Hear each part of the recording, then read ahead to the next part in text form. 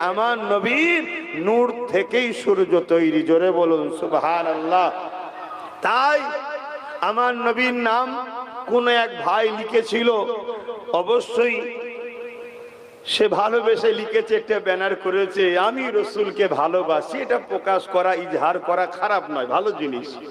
প্রেম দেখাতেও লাগে, প্রেম বলুন বলুন, দেখাতেও লাগে। প্রেম যখন হালাল হয় নুকোবার কিছু নয়, প্রেম যখন হালাল হয় নুকোবার কিছু নাই। পরিবারের হাত ধরাটা কোনো পাপ নয়, কারণ এটা আমার হালাল সম্পদ, এটা প্রেম, আমি তার হাত ধরে নিয়ে যেতেই পারি। শুনছেন না শোনেননি? অবৈধ প্রেম হলে তখন সেটা নুকোই। তা আমরা রসুলকে ভালোবাসি, এটা সে বলেছে, কিন্তু দুঃখের বিষয় বুঝতে হবে আমাদের ধর্মটা ব্যানারের ধর্ম নয়, আমাদের ধর্ম এখানে বিশ্বাসের নাম। জোরে বলুন সুবহানাল্লাহ। তো যে আমার ভাই লিখেছিল উত্তরপ্রদেশের কানপুরে, আর ওখানকারের যে প্রশাসন, সেই প্রশাসন এখন তার উপরে এফআইআর করেছে, তাকে ধরেছে। এটা সংবিধান বিরোধী, মানবতার বিরুদ্ধে। এবং উত্তরপ্রদেশের যে সরকার চলছে, সরকার তো আর মানুষের খাতায় পড়ে না, কথা বুঝে আসছে তো নাকি?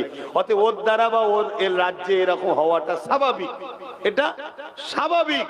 কিন্তু আমার বক্তব্য এটাই, এর প্রতিবাদ করছেন করুন, এর প্রতিবাদ করছেন করুন, কিন্তু প্রতিবাদ করতে গিয়ে আপনি যেন বিয়াদবে রসুল না হয়ে যান।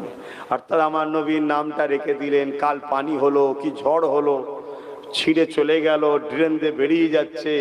বা আজকাল এই সুযোগে আবার ইসলাম বিদ্বেষীরা দেখবেন ব্যবসা শুরু করে দিয়েছে, কি গেঞ্জি তৈরি করছে, পিছনে আইলাম মোহাম্মদ সাল্লাল্লাহু আলাইহি ওয়াসাল্লাম লিখা, বা মুখে কলমা লিখা। আমরা ভাবছি এই তো আমার ধর্মের রে কেন কেন কেন। ভাই একটু বিবেককে লাগিয়ে কাজ করুন। আপনি কিনলেন, পড়লেন, আপনার গায়ের সঙ্গে আপনার হুজুরের নাম লিখা আছে, আপনি ভাবছেন খুব ভালো হচ্ছে, কিন্তু এই গেঞ্জিটা গায়ে দিয়ে আপনি মুখ দিয়ে কি ভাষা বলছেন এটা আপনার খেয়াল থাকবে তো?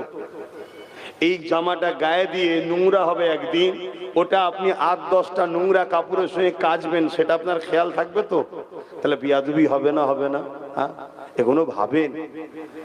আমার নবী পাককে আল্লাহ এত শানওয়ালা করেছে, সময় তো নেই এই বিষয়টার উপরে একটু আজ করে দিই।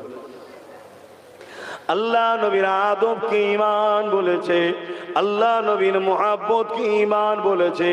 অতএব পৃথিবী যেই হোক না কেন, আমার নবী পাকের থেকে আমাদেরকে সরাতে কখনো কেউ পারবে না।